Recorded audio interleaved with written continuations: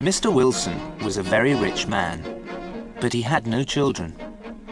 When he died, he left his house and his money to his nephew, Mr. Humphreys. Mr. Humphreys was surprised, because he had never met his uncle, Mr. Wilson. Mr. Humphreys left his job in an office. He went to live in his new house in the country. Mr. Humphreys was shown round the house by Mr. Cooper.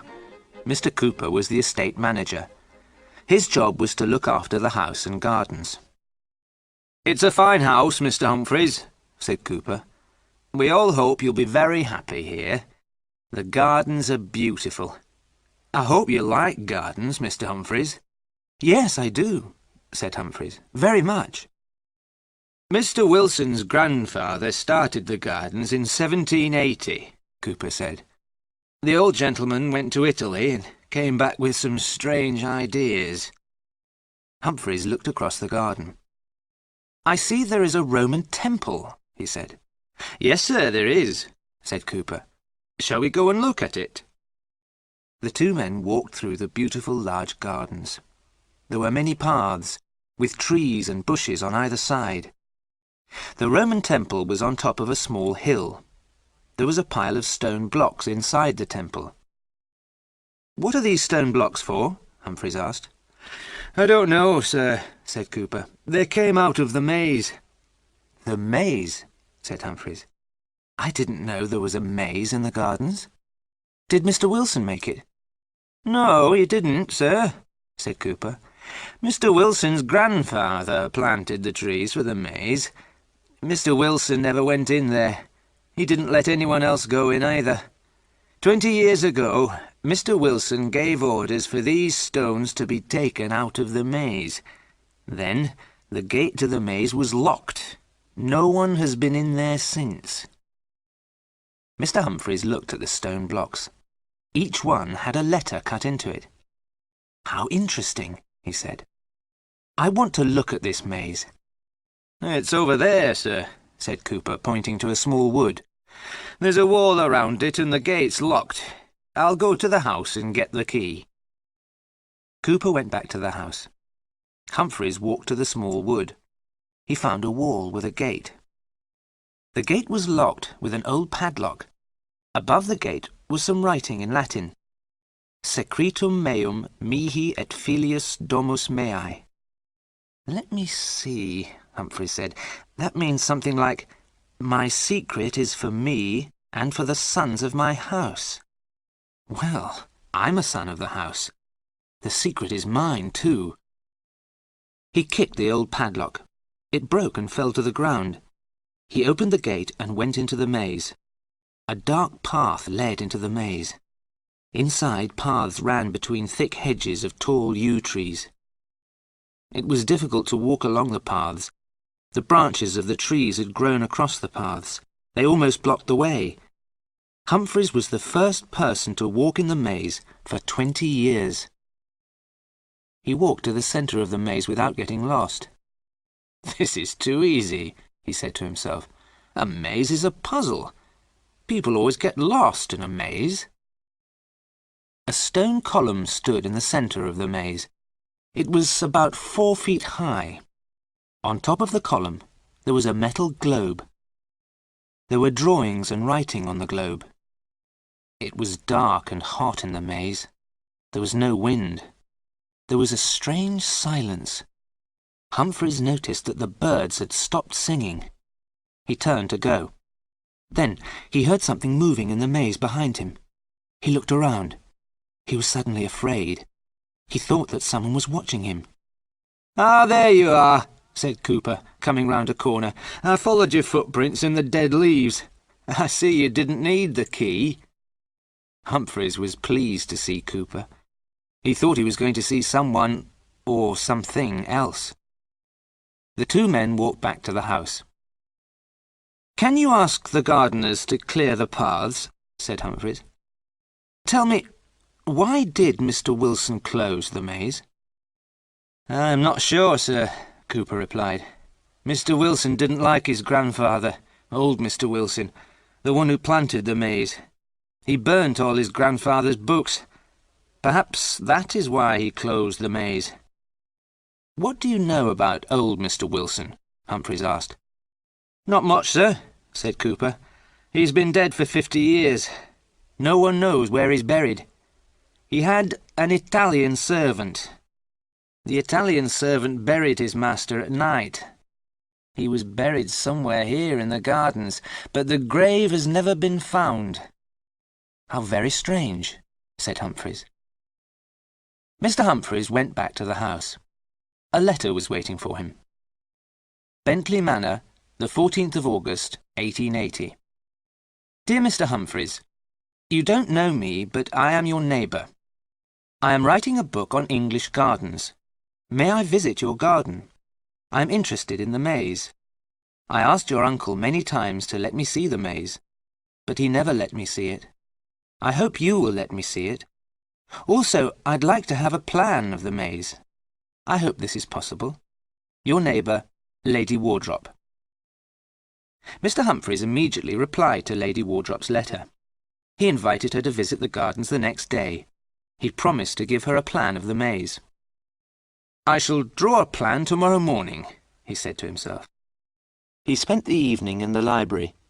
There were thousands of books. He saw a very thin book on a high shelf. It was called The Secret of the Maze. He took the book to his bedroom. He wanted to read it before he fell asleep. He looked out of the bedroom window.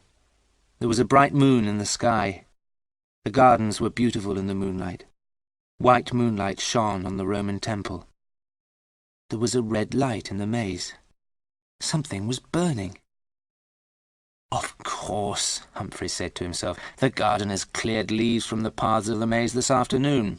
They lit a fire to burn all the dead wood and leaves. The fire is still burning." There was one strange thing Mr. Humphreys did not like about the gardens. There was one yew tree, growing alone. It stood halfway between the maze and the house. "I haven't seen that tree before," Humphreys said. "It's in a strange place. I will tell the gardeners to cut it down." Then he started to read the small book called The Secret of the Maze. There was a story in the book about a maze. The story happened many, many years ago. The maze was in a strange land. At the centre of the maze there was a red jewel. The jewel was very valuable. Many men tried to find the jewel. Many men went into the maze, but no one ever came out again. One day, a traveller went into the maze. He saw the pathways clearly. The sun was shining. The traveller found the centre of the maze by the end of the day.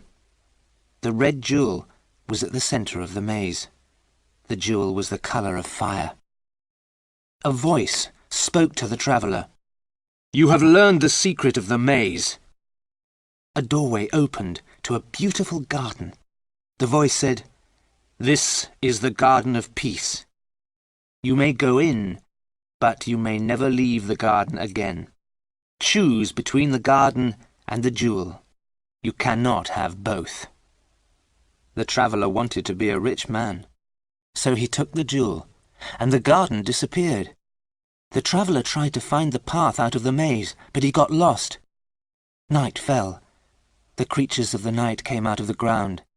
They had no eyes, but they could smell the traveller.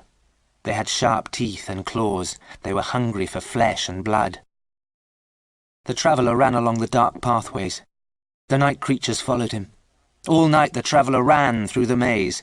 All night the creatures followed him. In the morning, the night creatures disappeared back into the ground.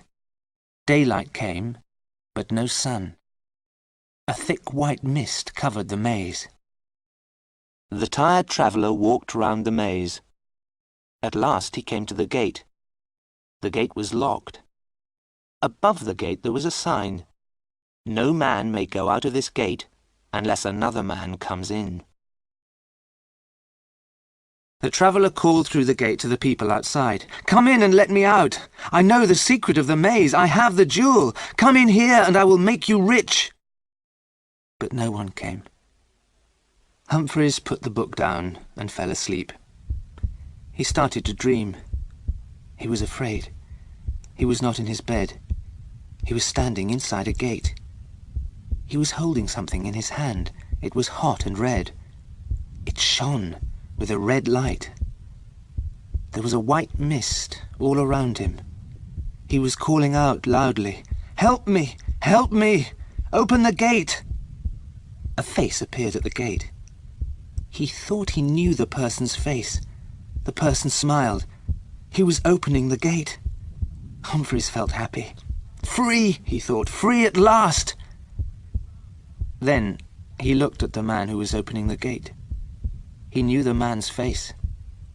It was himself. "No, no!" Humphreys cried out and woke up. He was on the floor beside his bed. The book he had been reading was gone. It was never found again. After breakfast, Humphreys took some paper and a pen. He went out into the garden. "I will draw a plan of the maze," he said to himself. Once again he walked straight to the centre of the maze. He did not get lost. The gardeners had done their job well. The pathways were clear. The gardeners had also cleaned the metal globe. Humphreys looked at the globe carefully. A strange creature was drawn round the centre of the globe. The words "Umbra Mortis," the shadow of death, were written below the creature. The creature was eating its own tail. Above the creature was a man with wings. The man's head was hidden by a ring at the top of the globe. Around the ring was written, "Princeps Tenebrarum," the Prince of Darkness. The globe was very strange. Perhaps old Mr. Wilson had brought it back from Italy. Humphreys knocked on the metal globe with his hand. The metal did not seem very thick. The globe sounded hollow. Humphreys was surprised. The globe was hot. It burnt his hand.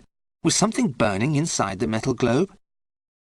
He walked away from the globe. He started to draw a plan of the maze. It was difficult, and he made mistakes. Then it started to rain. Humphreys stopped drawing and went back to the house. In the afternoon the rain stopped. Soon after lunch, Lady Wardrop arrived. "It is very kind of you to let me see your gardens," Lady Wardrop said. "Tell me, do you have a plan of your maze?" "I started to draw one this morning," Humphreys said. "Oh, good," Lady Wardrop said. "Could you let me have a copy for my book?" Lady Wardrop talked about gardens. She had visited all the famous gardens in England. Humphreys listened politely and led her to the entrance of the maze. "Do you know the way to the centre of the maze?" asked Lady Wardrop. "Certainly," said Humphreys. "Please follow me." They walked around inside the maze for a quarter of an hour. They walked round and round in circles. Mr. Humphreys could not find the centre of the maze. "I am very sorry, Lady Wardrop," he said. "I was sure I knew the way. I've walked to the centre twice before without making a mistake." Lady Wardrop was hot and red in the face.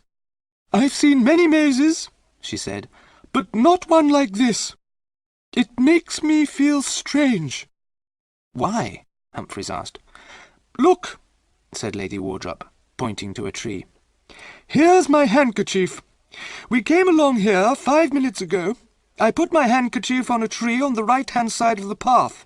Now we've come this way again, but my handkerchief is on the left-hand side." "That's because we've come from the other direction," Humphreys said. "I'm not so sure," Lady Wardrop said. "Also, have you noticed those holes in the ground? There is one on the left-hand side of each corner." "Those are probably where the stone blocks came from," said Humphreys. "We're near the gate. Shall we leave the maze and I'll show you the stone blocks?" He took Lady Wardrop to the Roman temple. He showed her the stone blocks. "Mr. Wilson took them out of the maze," he said. "Each block has a letter cut into it." "That is probably the answer to the puzzle of the maze," said Lady Wardrop. "Put the letters together and they will spell words. When the stones were in their holes, you followed the words to find the centre of the maze. But of course you had to know the words. That was the secret." "Aha!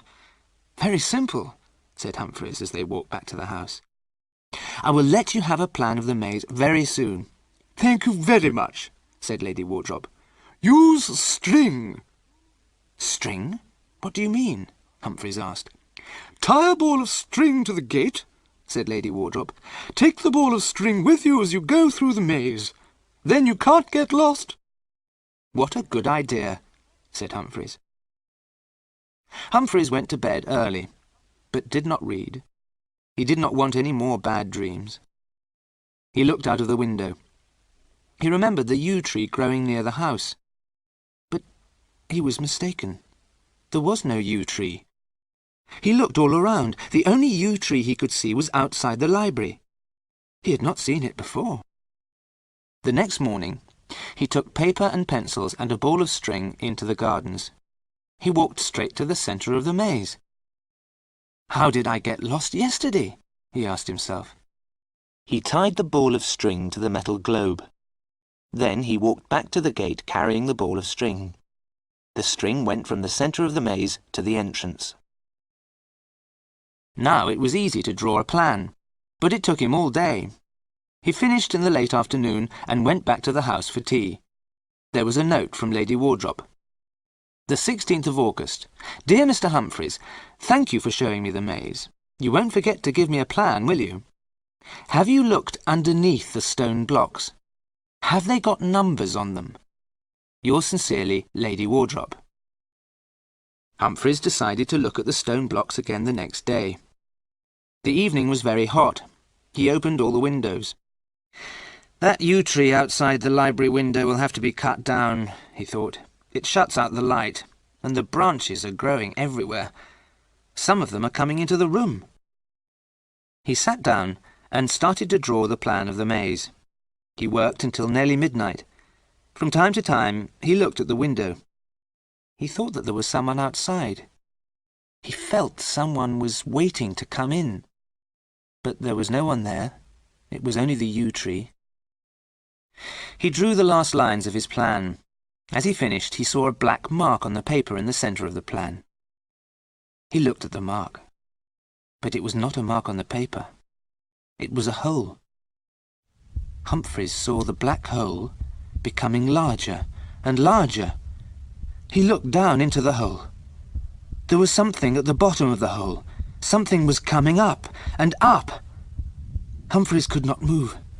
He looked at the thing that was coming nearer and nearer. It was grey and black. It was a ball with 2 holes for eyes. It came nearer, and Humphreys saw a face. It was a horribly burnt face. The thing reached out 2 black arms to pull Humphreys down into the hole. Humphreys screamed. He threw himself backwards. He tried to get away from the burnt face and arms. He cried out as he hit his head on the wall. Then everything went black. A doctor came to see Mr. Humphreys. Mr. Humphreys needs a long rest, the doctor told Mr. Cooper. He is speaking very strangely. He is talking about some stones in a Roman temple. He wants you to go and look at them. He wants to know if there are numbers on them. Mr. Humphreys wants to know if the letters on the blocks spell words. Also, he wants you to open the metal globe in the centre of the maze, the doctor went on. After that, he wants you to cut down the maze and burn the trees. Lady Wardrop came to the house when she heard of Mr. Humphreys' illness. The gardeners were busy cutting down the maze and burning the yew trees. Cooper came up to her and said, "Excuse me, Lady Wardrop, but we've got 2 strange things here.